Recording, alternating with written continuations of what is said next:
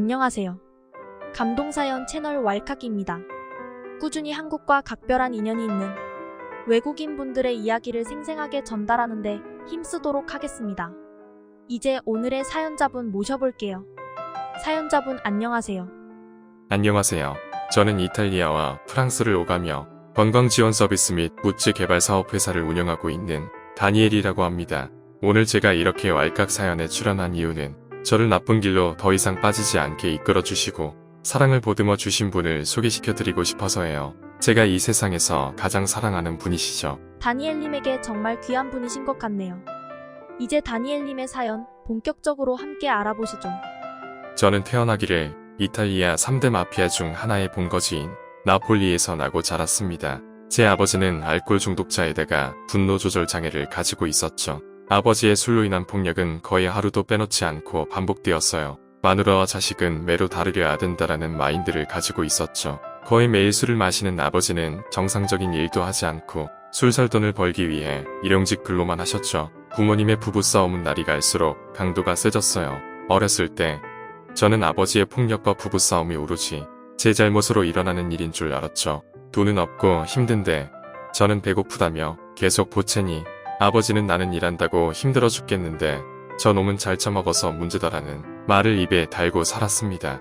폭력의 강도는 실로 엄청났어요. 플라스틱으로 된 파리채나 산에서 주워온 두꺼운 나무가 부러지도록 온몸을 맞는 게 일상이었고 맞고도 차디찬 화장실에 울며 감금당했죠. 눈 내리는 겨울에는 알몸으로 쫓겨나는 일도 빈번했습니다. 혀를 씹으며 죽겠다는 어머니와 떨어져 죽겠다며 창틀에 올라가던 아버지의 모습, 그게 아니면 서로 죽이겠다고 깨고 부수고 칼까지 되는 그런 모습과 광경이 제 유년 시절 기억의 전부였습니다. 때문에 저는 정서적으로 많이 불안한 상태로 자랐죠. 청소년기가 지나고 청년이 되면서 어느덧 제 자신을 보니까 아버지와 똑같은 행동을 하고 있더군요.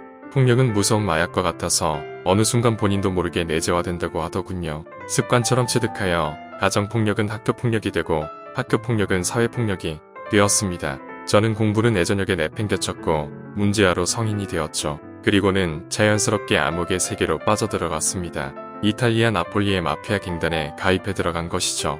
그곳에서 저는 소매치기, 사기, 강도와 같은 소규모의 범죄와 그보다 더한 조직 범죄들에도 가담했습니다. 어차피 내가 이렇게 된 것에는 아버지의 폭력으로부터 이루어진 것이고 가정에서부터 온전히 교육을 받지 못해서 이렇게 된 거다라고 가족 탓만 했던 것 같아요. 그래서 별다른 죄책감도 느끼지 못했죠. 그 맘때쯤 어머니와 아버지는 이혼을 했습니다. 이혼 후 한 2년 후쯤이었나요. 어머니는 새로운 남자를 만났고 그 사람은 한국인이었습니다. 얼마 안 가 재혼을 하시더라고요. 저는 한국이 어디 있는 나라인지도 모르고 있었죠. 사실 어머니가 누구랑 다시 재혼을 하던 말던 전혀 상관 안 했어요. 처음 어머니가 양아버지를 저에게 소개해 주었을 때 그의 인상은 서글서글하면서도 참 웃음이 많은 사람이었어요. 저는 그다지 달갑지 않아서 시큰둥한 표정으로 그를 대했어요.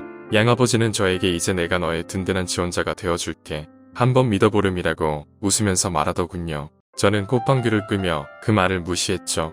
저는 가족은 신경도 안 쓰고 계속해서 강도질과 소매치기와 같은 못된 짓을 저지르고 다녔어요. 어느 날은 운이 나빴던지 결국 어떤 상인에게 잘못 걸려 경찰에게 인계되고 말았어요. 경찰은 저에게 이런 범죄를 지시한 사람이 누구냐면서 다그치기 시작했습니다. 딱 봐도 분명 개인적으로 움직이는 범죄 모양새가 아닌 것을 눈치챈 것이죠. 빨리 말 안 하면 부모님을 부르겠다는 겁니다. 저는 부모 같은 거 없다 빼빼째라는 식으로 경찰에게 대들었어요. 범죄는 내가 스스로 한 거고 나는 고하다라고요. 그렇게 몇 시간이 흐르고 얼마 지나지 않아 어머니와 양아버지가 다급히 경찰서로 찾아와서 저를 찾았습니다. 어머니는 저를 보자마자 바로 따귀를 날리더군요. 그러더니 제가 머리를 푹 숙이며 혼자서 욕을 하고 있던 순간에 양아버지는 어머니를 붙잡아 뒤로 보내고 저에게 다가왔어요. 혹시 나쁜 일에 휘말렸냐? 몸 좀 어떠냐? 라고 물으며 저를 꼭 안아주더군요. 경찰은 양아버지에게 이 아이가 입을 다물고 실토하지 않는다며 설득을 요청하였어요. 그런데 예상외로 양아버지는 다니엘의 잘못은 절대 없을 거라며 분명 외부적인 압박이 있었을 거라고 저를 경찰서에서 빼낼 수 있도록 갖은 엄배를 뱉어내시더라고요. 오히려 신고한 당사자와 경찰 측에 인권침해로 고소하겠다고 하는 거예요. 저는 그냥 입을 꾹 다물 수밖에 없었습니다.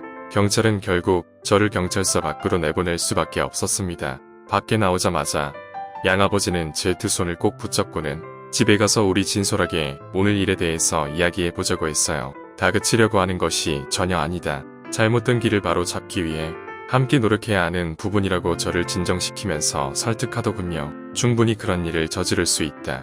나쁜 사람들과 어울리게 되면 내 의지와는 다르게 발과 손이 먼저 나쁜 것을 향하게 될 수 있다면서요. 저는 묘하게 설득되었습니다. 저에게 이런 식으로 차분히 저러는 인격체 자체를 존중하면서 이야기하는 사람이 양아버지가 처음이었거든요. 저는 집에 가서 뜨거운 눈물을 흘리며 이 모든 얘기를 양아버지에게 털어놓았죠. 털어놓고 보니 가슴에 무언가가 가득 차는 느낌이었어요. 저는 태어나서 누군가에게 이런 속마음을 말해본 적도 없고 그런 기회조차 주어진 적이 없었거든요. 같은 실수를 반복하지 않을 것이며 지금 당장 그 갱단에서 나오겠다고 말했어요. 양아버지는 어머니에게는 비밀로 하겠다고 말했어요. 이번 일은 평생 우리만 가지고 살아가는 비밀로 하자면서요. 그리고는 저를 꼭 끌어안으면서 너가 나를 온전히 아버지로 받아들이지 않아도 된다. 적응 기간이 분명 필요한 문제다. 하지만 믿어달라.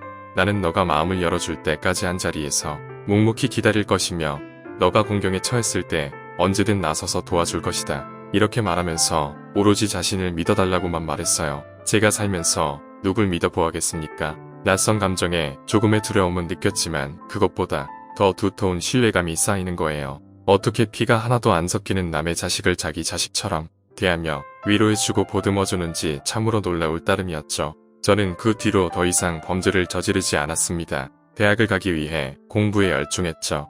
양아버지는 이탈리아의 한 대학교의 생물학 교수여서 굉장히 똑똑했어요. 제가 공부를 열심히 할 수 있게 집안의 분위기를 만들어주시고 공부도 도와주었어요.